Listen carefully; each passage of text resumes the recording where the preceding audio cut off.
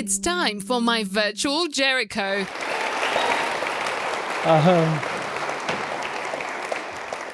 Hello, everybody. It's very nice to be here, especially in the interest of the church clock. I'm really at your disposal. I feel happier answering questions than just making speeches. So if I talk for 10 minutes just to get us going, then John, I think, will ask me some questions, and I'm only too happy to answer any questions about anything. I'm too old to tell lies now, really.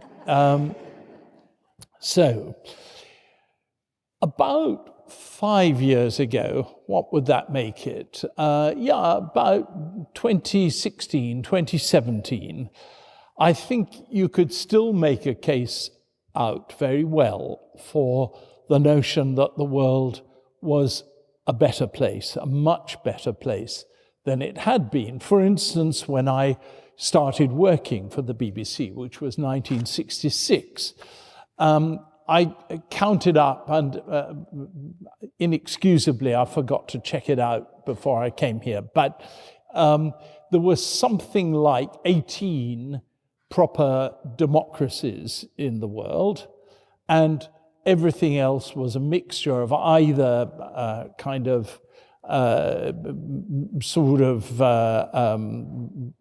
dictatorships down to really unpleasant forms of government where you were lucky to escape with your life and your liberty if you criticized the guys in power. South America, Latin America, was entirely given over to dictatorships, most of them military dictatorships. Africa, the same. Mostly military dictatorships. Other places like South Africa, Rhodesia, as it then was, not exactly, examples of liberal democracy. And then, ever since those years, I'm just using 1966 as an example because it was when I walked into the business. But ever since, that figure has improved virtually year by year until, say 2016, the number of military dictatorships was about 3, and the number of autocracies, although larger, much larger, was still only about 20 or 25, and the rest of the world was the countries of the 195 governments in the world. Most of them were elected in one way by a popular vote, one way or another. And of course, there were loads of places where the vote was rigged, where the government was in fact not at all popular, where the opposition figures were behind bars. There's no doubt about that. But they still felt it necessary to make it look as though the government had popular support. And that's something that's really important. I want to go back to that in a moment. It's a great strength. Since 2016, things have not been so good. And now, of course, the world is a very, very dangerous place.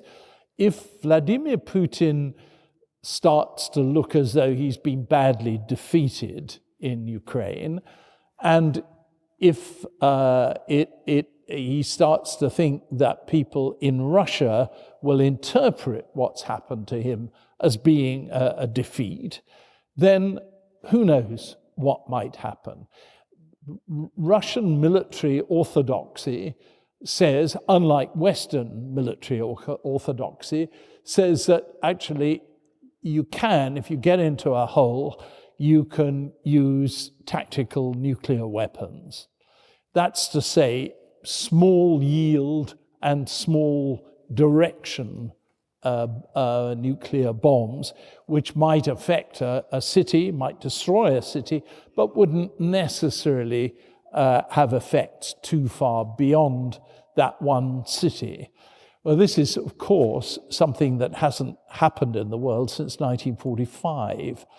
And nobody knows at the moment what NATO's response would be, including NATO. I mean, there are a lot of people inside NATO with different views of what should be done under that, but there's no clear NATO policy. The policy will have to be made on the hoof if and when it happens. And we've got to pray that it won't happen. Why should there have been this shift? Well, I think it came earlier. It started about 2012. Putin in 2012, I interviewed him, I met him various times, was still a fairly open-minded person, actually personally quite pleasant.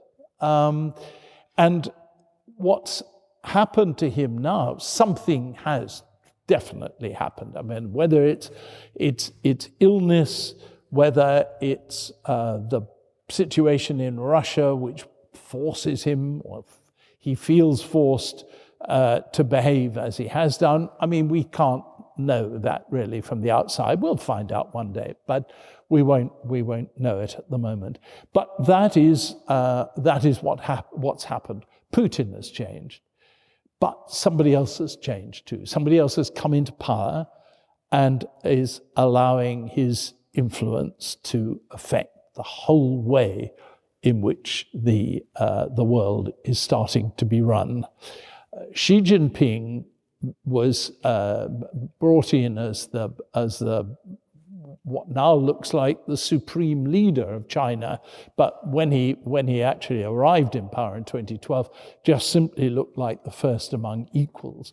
In fact, at the time, there were quite a lot. I spent a lot of time in China at that time, and including reporting on the Congress where he got the job, where he came up and became the Chinese leader, and there was a lot of feeling that he was actually a man who was going to change things. Well, that turned out to be true. Somebody, a really significant figure on the dissident side, former government minister who changed sides and was a heavy critic of the Communist Party, said to me, "This man is going to be China's Gorbachev. He's going to change the system from communism to some form of capitalist structure, and he will be a social democratic leader." Well, I'm afraid that forecast wasn't exactly pinpoint accurate. What frightens Xi Jinping is the thought that something could happen within China, and I wondered at first whether it was going to be COVID, but so far that doesn't seem to be the case. But that would shake the population's support and willingness to accept the rule of the Communist Party, and then there might be some kind of movement to overthrow it. I was fortunate enough to report on Eastern Europe from 1980 onwards, really. But by 1987, 1988, it did start to look as though something really, really important was going to happen. And then, of course, on the 9th of November 1989, the Berlin Wall fell and everything changed. Well, Xi Jinping and his colleagues at the time put together an entire body of political students and political authorities to work out what had happened, why it had happened, and how to stop it. And the view was that it was because people were allowed to talk too much to each other, they were allowed to complain. That was the famous policy of glasnost, if you remember, and that as a result, the entire approach to changing the economy and improving it and opening it up proved to be extremely painful and extremely difficult, and brought about the collapse of the Soviet Communist Party. And China was absolutely determined that that shouldn't happen. Well, Xi Jinping wasn't in the government for a bit longer, actually, after that. But by 2005, 2006, he was starting to become an important figure inside the party leadership. And by 2012, he was the new boss.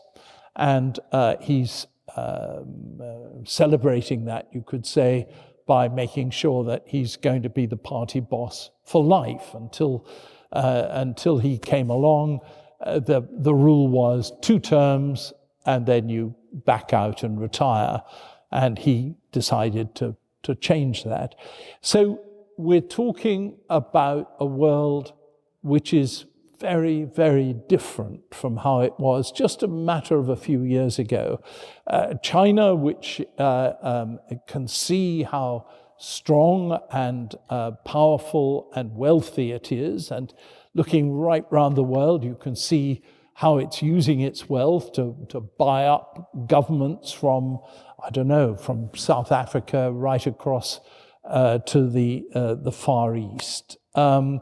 You can see that Russia has been increasingly nervous and angry, and how now that has played out.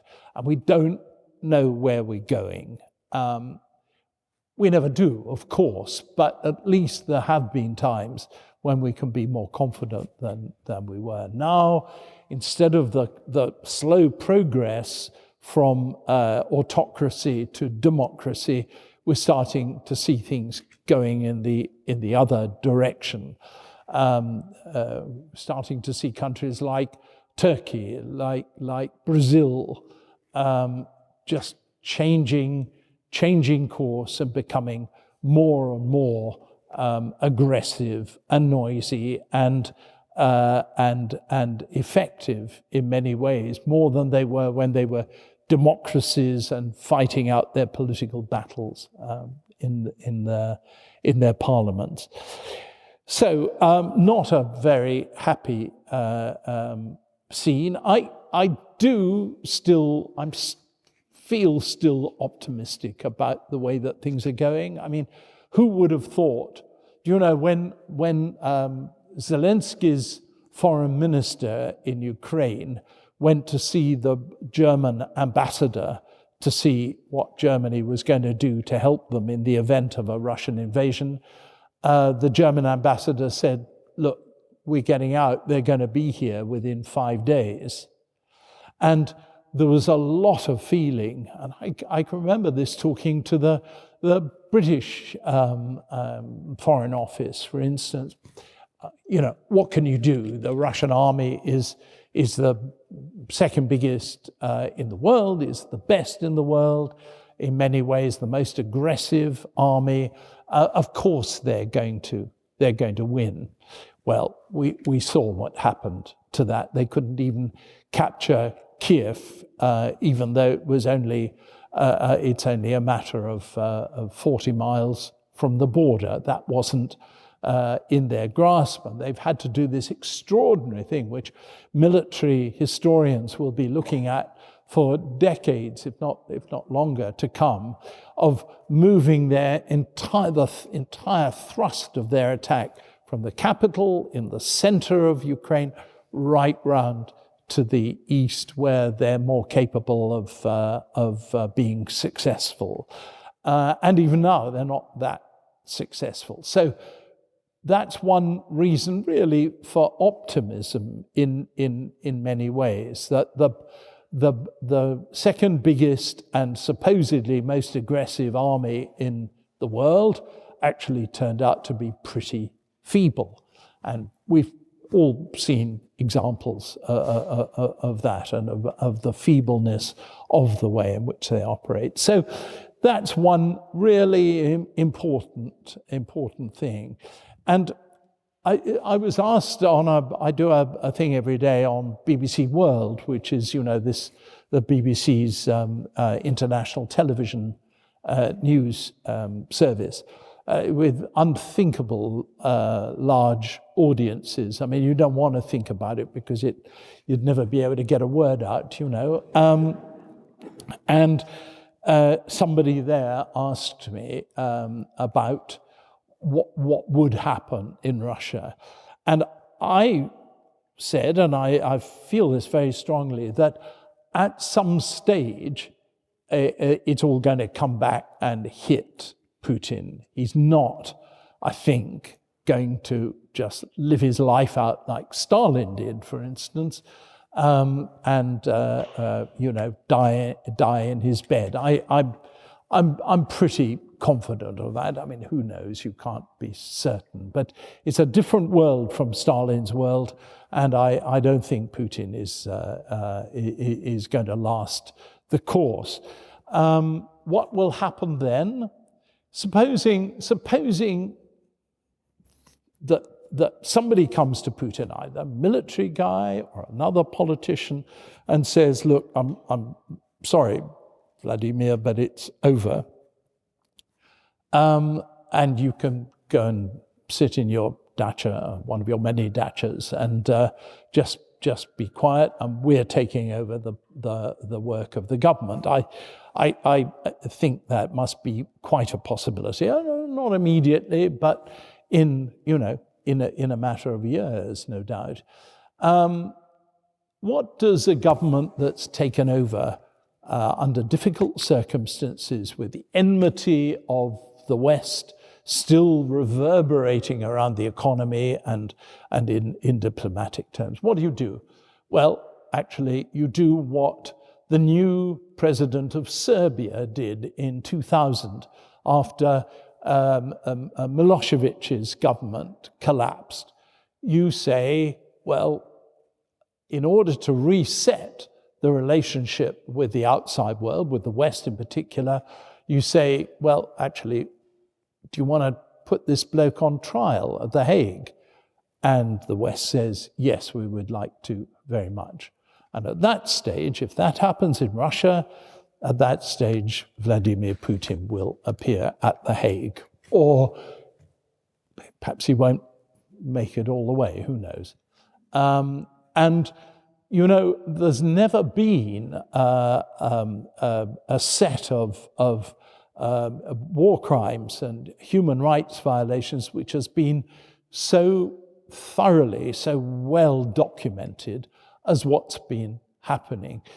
There were, as you'll perhaps remember, appalling events in the village of Bucha, just outside Kiev.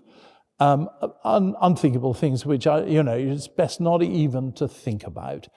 And we know the names of every single one of the Russian soldiers who was involved in that, and we have their photographs, and we know what villages they come from back home. Those men are not going to live out their lives in peace and comfort. You can be absolutely certain about that. At some stage, those men will be on trial and will hopefully spend the rest of their lives in jail. Anyway, I've talked longer than I was supposed to, I think. Do you want to ask me some questions, John? Yeah. Is this a war without end? No, I don't think it is. I mean, I think, funnily enough, on Monday, we'll get a slightly better indication of what Putin wants to do. He'll make a major speech. It's the 9th of May, which is the celebration of victory over Nazi Germany. It's very important to him. He must have planned out the whole thing on the assumption that you'd be able to have victory parades and so forth in Moscow, perhaps in Mariupol. the city which has been under such unthinkable, appalling attack now for, I think, 7 weeks, and where, there are still something like 200 children in the vast steelworks, which was, when I left home, still holding out against the Russians, even though they're coming in there. And he'll want to present all this as a great victory. And the television and radio and newspaper editors and writers will follow his lead. There are, as there always are in Russia, some extraordinarily brave people who don't follow the line. I mean, you remember the girl on NTV who came out with the poster. I mean, I don't think I'd want to do that in the BBC, where they'd tick me off and tell me that I could only have 1 cup of tea per day from now on or something, let alone what might happen to her in Russia, where she insisted, of course, on staying. We're not talking about a chicken feed. I was going to say another word. You can say it, John. Can I say chicken? Even if you are in the church, really? Yes. It won't be lightning, no. No. It's not like that in Russia. People have got enormous courage, some people, and the rest will follow and will do what they're told. So we'll hear from Putin on Monday how he sees this whole thing playing out. Is he going to just say, we've won this fantastic victory, ladies and gentlemen, I think it's time to go home? Well, probably not. But I mean, that must be, or some version of that must be a possibility. Or will he say, we are now going to declare war, not only on Ukraine, but on anybody who supports it? And then we're in serious in deep poo. Yeah. Now, you're on standby to go back to Ukraine. Yeah. Do you expect to go back, and when? And well, quite soon, I hope. I mean, I was there a month ago, I think, and I hope to come. I hope to go back very soon. It's very interesting. It's really interesting. It's years and years since I went to Ukraine. I mean, I was still part of the old Soviet Union when I went there, and it looked like the Soviet Union. It's now had 30 years, almost 28 years or something of a much freer economy, not entirely free, but much freer. And it looks like Poland, or maybe like the poorer parts of the Czech Republic or something like that. It's really, really bouncing. And of course, this war has put it back for decades, but it still feels like a kind of Central European country looking westwards. And it doesn't feel like a Russian country at all. Is Putin sick, do you think? Well, I look at him, and he's puffy, and I saw some video of him the other day. I don't know whether anybody else saw that, where I can't remember who it was, came to visit him, and he was standing there for quite a long time. And he suddenly weirdly raised his hand like this and started kind of shaking it before he reached over and shook the hand of whoever the visitor was. And when he walked very awkwardly. But, he's 69. I mean, he's, I don't know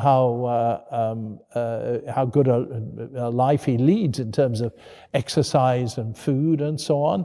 And maybe the puffiness is just, he could say the same about me, So what do you think, Parkinson's or? Well, I've no idea. But I mean, it wouldn't be altogether surprising. I think the key thing is that this invasion was hatched during his 2 years of COVID. He seemed to be terrified of getting it, and he only saw very, very, very few people, and those very few people that he saw just told him what he wanted to hear. And in particular, they told him that the people of Ukraine would greet the Russian soldiers as liberators. It's exactly what the Russians said to themselves and to their soldiers in Hungary in 1956. It's exactly what they said to their soldiers in 1968 in Czechoslovakia when they invaded that. And for all I know, but I'm not certain about it, I think they probably said the same thing when they invaded Afghanistan in 1979. That sense that you will be greeted as and welcomed. So what about Putin's excuse that he's going to save them from the Nazis? Well, I just think that is absurd. I mean, yes, the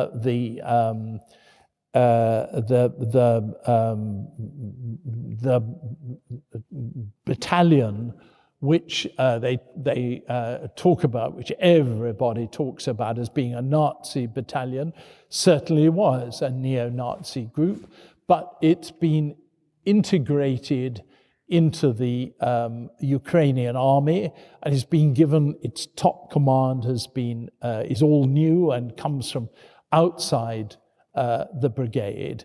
And I just don't know. Or what I do know, what I can promise you, is there are an awful lot of neo-Nazis in the Russian forces. And I remember when the Russians captured Crimea by more or less bloodless, not entirely, but mostly bloodless methods. I remember being there and seeing one of these kind of, quotes, volunteers that had turned up there. Russian volunteer who was capturing part of the group that captured the Crimea, and he had a swastika tattooed on his forehead. Bit difficult to get rid of, I think. And there he was. He was a key part of the Russian forces that were taking over Crimea. When you go there, it doesn't seem in the slightest bit like a neo-Nazi territory, not in the slightest bit. Okay, and I haven't been recently over to the Donbass area where I used to spend quite a lot of time because of the mines and the strikes that used to happen there. But I haven't been there for 20, 30 years. But maybe there's more right-wing, ultra-right-wing feeling. But in the rest of the country, and I mean, the fact is that, as we all now know, the president is Jewish. Unlikely that he was elected. He was elected, obviously, by quite a big majority. Unlikely that there were an awful lot of neo-Nazis electing a Jewish president. How do you explain his appeal, the Ukrainian president? Well, I remember when he got elected, or when he was selected as the candidate, thinking this is a sort of ultimate absurdity. A man, an actor, a comedian who's played a president in a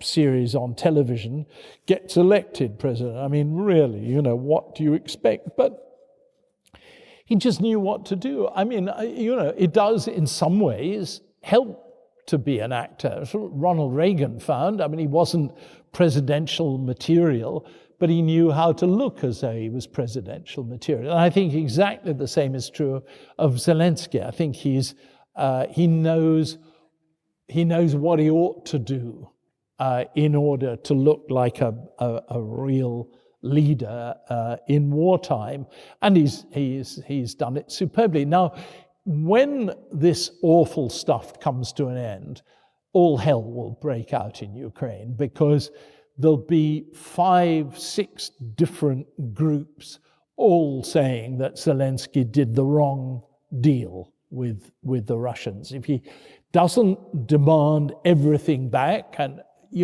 let's face it, he's unlikely to get Crimea back. People will say, he's weak and wet and stupid, and other people will demand different approaches from him. But at the moment, he is the president of all the country. I never found, when I was there just recently, I never found anybody who criticized him or complained about him. And, I'm no doubt he will say, well, when the Russians leave, let's wait until that happens. That'll be a great day, regardless of my future as the president. So why do the Ukrainians believe and follow him? And equally, why do the Russians follow Putin?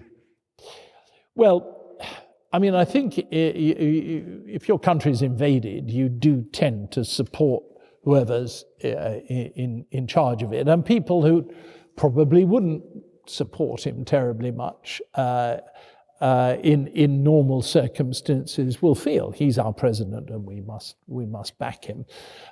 People support Putin for all sorts of different reasons. If you look at the opinion polls, and they have opinion polls which are probably at least indicative, if not absolutely accurate. And that's not because of the opinion polls, because the pollsters are often quite brave people, but it's if you're being asked by somebody in the street and it's difficult times, you do think twice about how you're going to answer, and you don't want your neighbors hearing what you say and so on. But basically, I'm afraid, as television people, both of us will sort of perhaps understand this, or perhaps even yearn for those days. It's the part of the population that watches television believes basically what it's told, and that part is mostly, I'm afraid, older people. People over the age of 50, 55, something like that. And they're told these very graphic things, and they're given tremendous assurances night after night after night about how our boys are doing so well, how it's only just the neo-Nazis in Ukraine that are holding out against them, and so on. And they believe it because there's not much else now. There was a wonderful television station which had enormous courage and was still, until about 2 months ago, was still putting out a pretty honest version of what was really going on in the world. But of course, that's all gone now, and all you see, it's like Russian television is like a kind of mixture of it's like a version really of Fox TV, only to the ultimate, full of loud, angry blowhards, some of whom, as you probably saw the other day, talk openly about destroying the British Isles with nuclear weapons and so on. I don't suppose it refers really to Putin's own thinking, but we've got to hope it doesn't. But bring you closer to home. British television, how has that been on the war? And indeed British radio and the papers? I think I say as a journalist from the community, I think we've done extraordinarily well, and surprising parts of journalism have done well. I've learned, and please don't take up stones and chairs and things to throw at me, but I've learned to read the Daily Mail every day. The Daily Mail's coverage is actually really quite good of the war. They haven't got very many people there. In fact, Richard Pendlebury's done some good stuff there. Yeah, no, he has, off agenda. But it's not like the Times or the Guardian have also done, I think, extremely well there, and it's not like the BBC, which has thrown itself into the whole thing, heart and soul. I can't tell you how upset I was about our coverage of the fall of Kabul back in August when the Taliban took over. And it's been a kind of polar opposite of our coverage of Afghanistan. We've thrown money at it, we've thrown people at it, and we've thrown quality at it. And by God, there was Nadine Dorries, our revered Secretary of State for Culture, actually in tears at the dispatch box in the House of Commons when she talks about the BBC's coverage, and not in tears of anger, not in tears of pity, but in tears of, I think, gratitude about the way the BBC has been covering it. And I mean, it's not just the BBC, but the BBC has dominated because it's got large numbers of really good people and it's prepared to chuck them in there. It's invidious, but who are the stars of the war coverage so far? Jeremy Bowen has done some, I think, did some historic stuff. His coverage from Bucha and the other villages around Kiev when he was the first one to find, the bodies of people with their hands tied behind their back, shot through the back of the neck. The children killed in the rubble, the women who talked about how they'd been raped. A lot of that was Jeremy's coverage, and for my money, and he and I don't always see eye to eye, but I think Jeremy was absolutely magnificent, and the people that presented the news from there. I mean, Clive, for instance, absolutely marvelous, and lots of other people too. It has been invidious to select any really, but it's seen the rise of the woman war correspondent completely, hasn't it, and on television particularly? Well, there have been a lot of women there, and a lot of very good women there. Friends of mine from newspapers like the Sunday Times, and somebody whom I've always absolutely admired, who's a really good close friend of mine, Kim Sengupta of The Independent.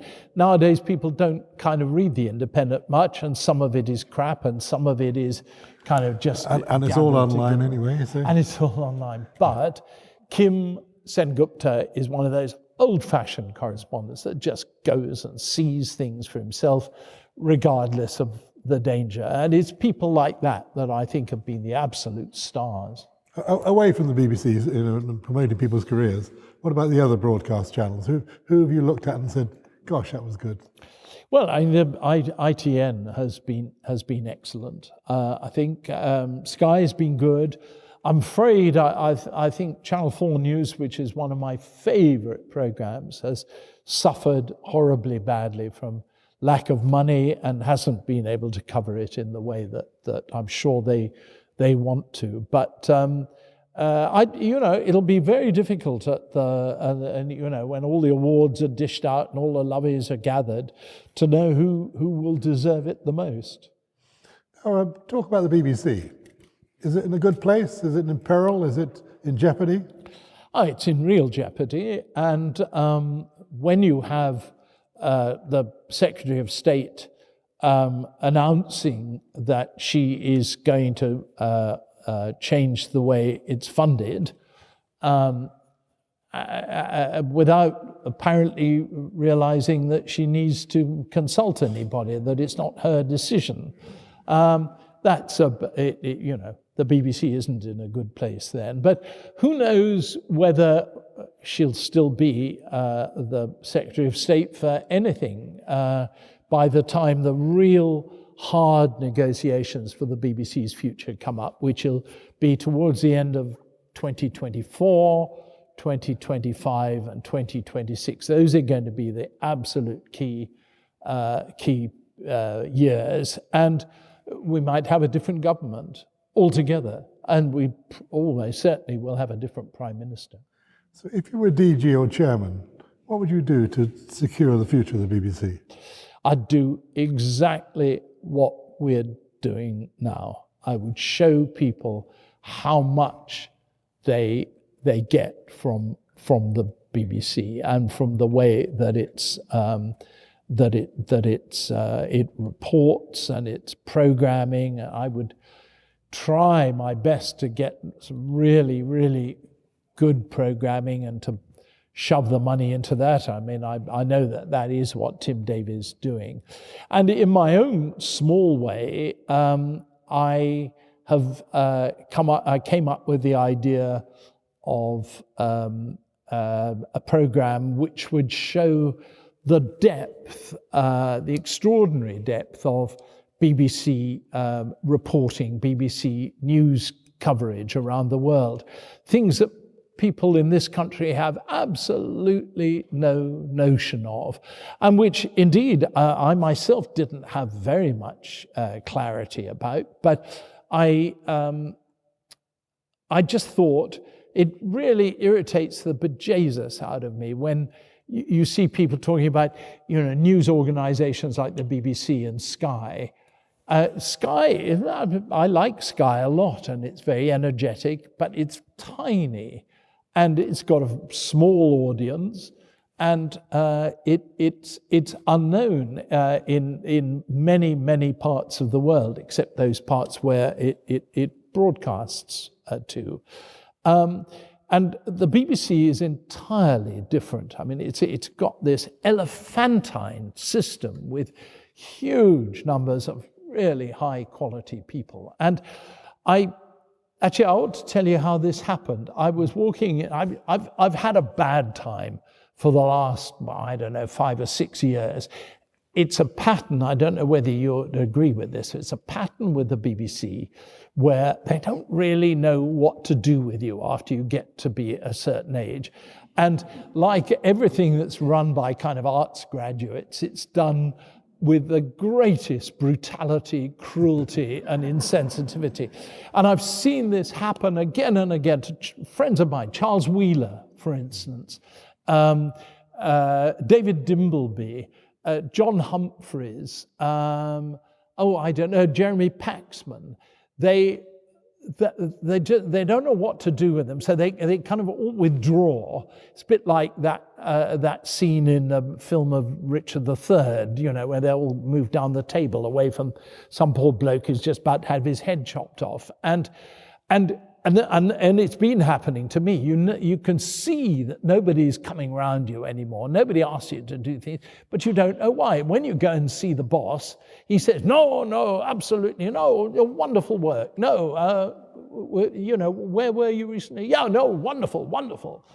And it's shaming. Martin Bell was actually the best example of that, absolutely driven out by the coldness and a lack of a job. And I could see that it was happening to me. So tell us about how No, listen. No, sorry. I was walking into Broadcasting House one morning, feeling a bit grim, and somebody came racing out of there's a sort of parterre in front of it, it's a fancy word for kind of open area, and cannoned into me.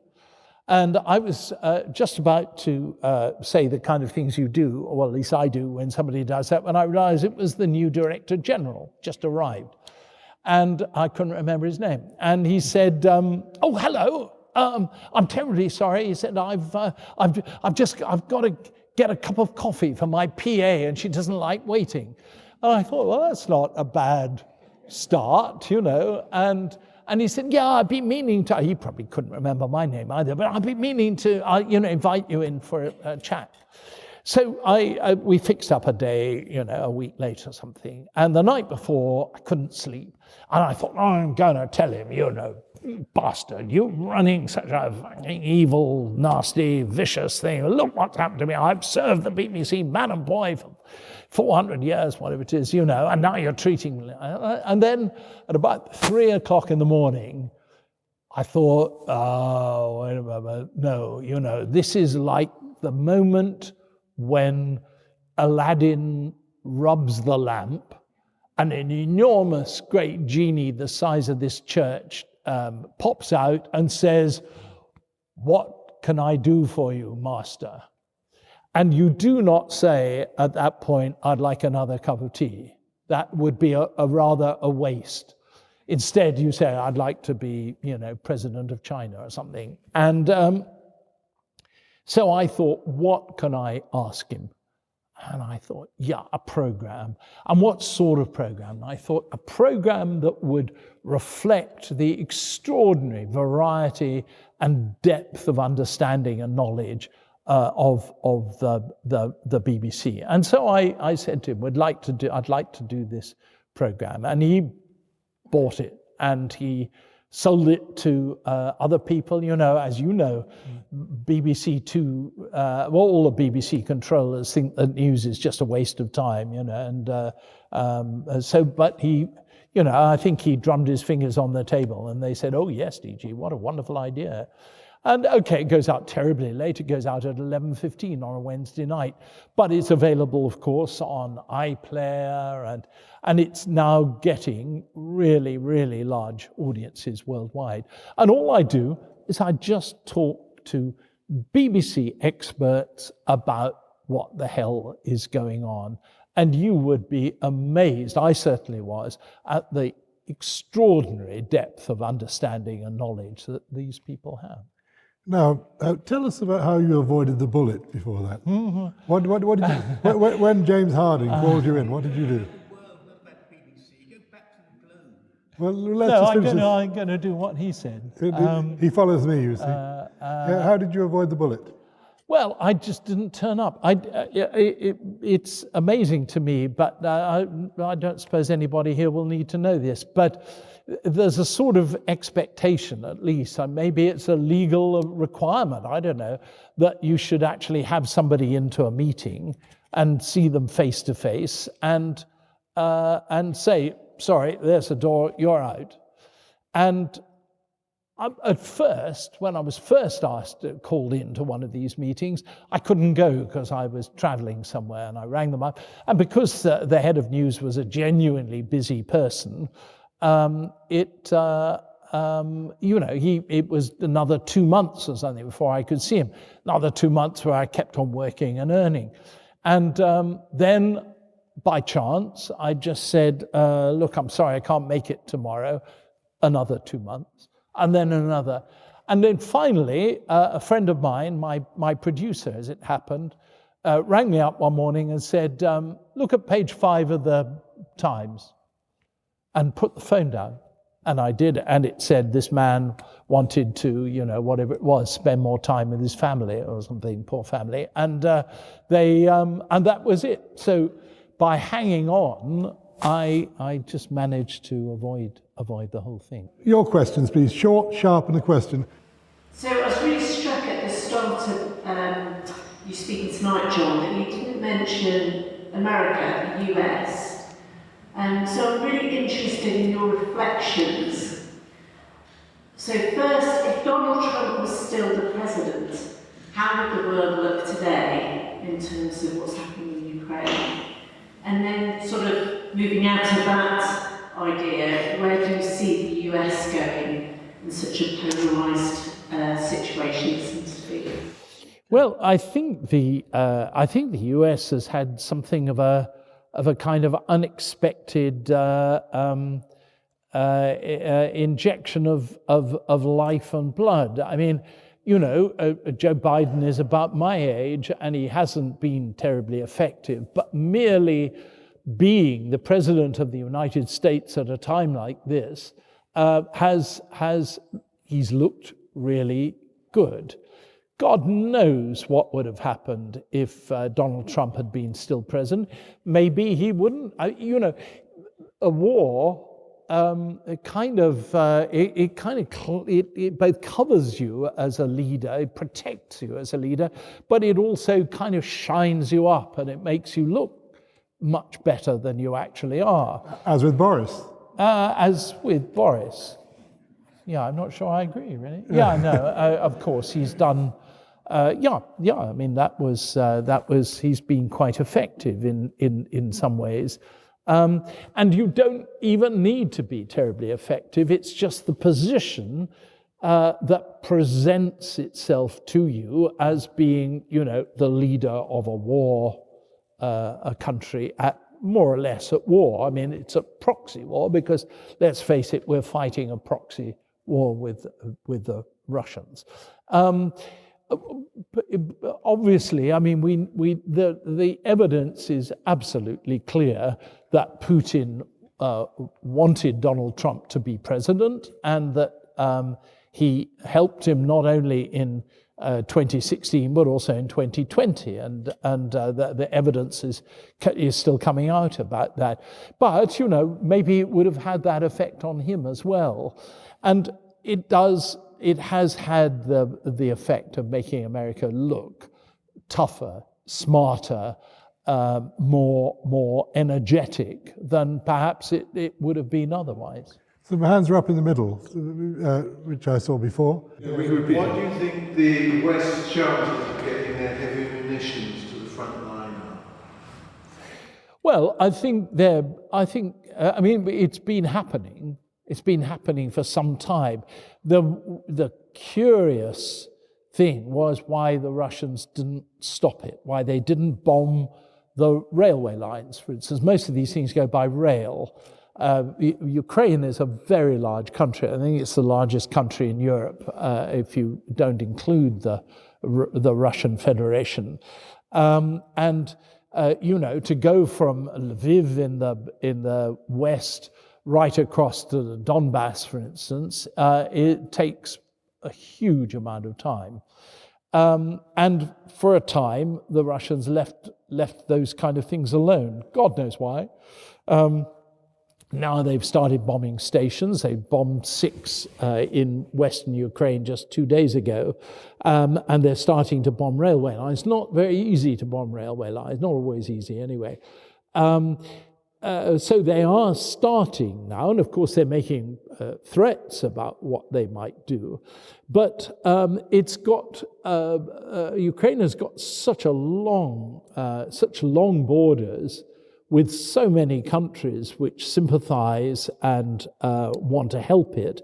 I think it would be quite difficult for the Russians to do too much to interdict the heavy weapons. Obviously, heavy weapons are a bigger target than say ammunition or rifles or something like that. But those things are getting through, have got through, and will, I'm sure, get through in the future. I'd like to ask a question about the future of journalism. It seems like India has joined Russia and Trump in its love of fake news, and here the local press has been decimated, and of course, printed media is a problem, and BBC, as you said, Channel 4 under attack. So are you optimistic or pessimistic about the future? I'm quite pessimistic about it. When you see what's happened to local newspapers, when you see what's happened to national newspapers, when you see what happens to local radio and so forth, you can't feel that things are going in the right direction, I'm afraid. Nevertheless, it's almost as though we're heading into an informationless society. People still want to know what's happening. It's just that up to now, we haven't been able to properly control the flow of news and make sure that genuine news is put out on the various social platforms. And it is clear that there's a growing demand to improve that. So I think I just hope that we'll find different ways of doing it. And, I do think that what's happening means that there is a greater demand for people for reporting which is properly based in experience and understanding. And I feel that aspect of reporting is much better now than it was, say, 10 years ago. It's just that the rest of it is, I'm afraid, there's so much rubbish and so much cheap stuff. And you read the Sun and so on and despair at the thought. I never forget a Polish dissident that I met it must have been about 1984, and he said, and he had been a journalist and he'd been chucked out and he lost his job and everything, and of course he knew what the answer was and he knew all about it, but he posed it as a sort of question to me. He said, "Do you mean to say that in your country They have newspapers who can write anything that they want and anything that people want to know, and they choose deliberately not to do it. And I was so ashamed, even though I knew he was kind of winding me up. Thank you. So, given that large and rich and powerful countries set the tone for the development of the political systems in smaller countries, what are the challenges if more than half of the world's GDP, for example, is owned and operated by autocracies, thereby sort of setting the tone for smaller countries to develop and perhaps prosper in that system? And what could democracies do to counter that if they end up being only a small majority or a minority? I'm sorry, I'm probably really stupid, but just give me an example of what you're... So, for example, China, as an autocratic country, sets the tone that actually it's possible to be powerful, successful under an autocratic system. And that then starts trickling down to your Brazils, to your Turkeys, to smaller countries. So how can the democracies counter that model if they form into a bloc, as a political bloc? Well, I mean, of course, it's really, really difficult. But if you look, for instance, at the UN General Assembly vote on Russia recently, it was something like, I think, 151 out of 192 countries voted to condemn Russia for what it had done, in spite of the fact that Russia itself and China put, I think, quite a lot of pressure on many countries to do that. Some of the countries bowed under it. South Africa, for instance. A lot of the Caribbean countries did. A lot of the Caribbean countries, and so on. But the fact was that the vote was absolutely overwhelming, and I don't think we've lost the game by any manner of means. And I think if Russia comes out of this badly, as I suspect it will, or at least if not badly, then it will seem not to have been successful. This enormous military power actually couldn't get it together. Then I think that will have a major influence on a lot of countries, that there isn't just one way. There's not just the sort of Chinese-Russian way. There are many other ways as well. It's always going to be a battle. It always has been a battle. But, we shouldn't forget that the liberal democracies did actually defeat Marxism, Leninism in Russia, right throughout Eastern Europe. And we did it once, and believe me, I think we can also defeat the new versions of it that are coming up from precisely the causes you say. What do you see as the future for the EU? And given that Oxford voted to remain, do you see the UK changing its relationship or its role in that future? Let me kind of sketch out a possibility. I mean, there's only one possibility. What's happened with NATO, with Germany in particular, has been very, very significant. The way that Germany has realized that no matter how painful it's going to be, it's going to have to wean itself off very fast from Russian oil, for instance, so that by the end of this year, not very many months to go, Germany is going to have to switch the taps off.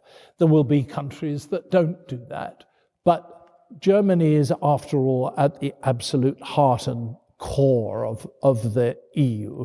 So what was turning into a kind of rather irritable, short-termist organization with the French, with a French president up for re-election who knew he couldn't seem to be terribly pro-European because he had an anti-European rival coming up. That kind of thing has gone.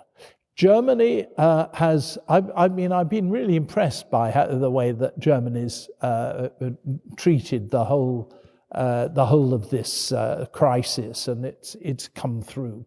So, NATO is of course one thing, and the EU is another, but they're not very far. They're only about 20 miles down the road in terms of their headquarters, and there is a sort of feed from one to the other. And of course, they're not coterminous either, but they're not, the EU now is larger, and NATO is also going to be larger, and there is a kind of parallel. So I would expect that what's happened in NATO will start to happen also in Europe. More solidarity, more a closer sense of a shared purpose. What does Britain do in all this? Well, we will have an election in probably, I don't know, towards the end of 2023, and we will almost certainly, I would have thought, elect a different government. A government which might, for instance, be a coalition between Labour and the Lib Dems. And we've seen now the Lib Dems talking about working with Labour in the elections today, and that will probably be encouraged by the result from the elections today, I imagine. So that would, no matter how difficult it might be for Labour on its own to form a government, it probably could with a couple of helpers. And those helpers, and Labour itself probably, certainly the leadership, will be more favourable to the EU. I do not think that there'll be another referendum. I'd put serious money on it. I don't think anybody wants to go back to the awful bitterness and divisiveness of 2016 and the years that have followed. What I think will happen is that a coalition government will want to work more and more closely with the EU and will try to parallel its policies with the EU. Of course, we won't have a voice at the conference table in the EU, but that might actually be might encourage people to move closer to it. What I don't think will happen, I may be wrong, but that rather romantic view of Britain as a worldwide entity, trading entity, which could, of course, happen and could be very profitable in the long run. I don't think it'll happen by the time the government changes, and so therefore, I think we'd find ourselves going much more on parallel lines with the EU until at some stage, perhaps, who knows, the lines converge again. But I think that we've reached the utmost of the notion of, we reached the sort of high point of the idea that Britain has a major future on its own, trading with countries all over the world, attractive though that really is. Somebody of my age can remember how when we joined the EU, we dropped the outside world. We dropped the Commonwealth. That's why the Commonwealth is ceasing to be a kind of British-oriented organization, and perhaps even an organization, who knows? Because we cut ourselves off from the world and just concentrated on Europe. I think we will be now, from now on, I think, in the years to come, I think we'll get back closer to it. I don't know. And to be honest, I'm not sure which of those is a better outcome, or a more profitable outcome to us. But I think that is what will happen. Put your hands together and thank John very much indeed.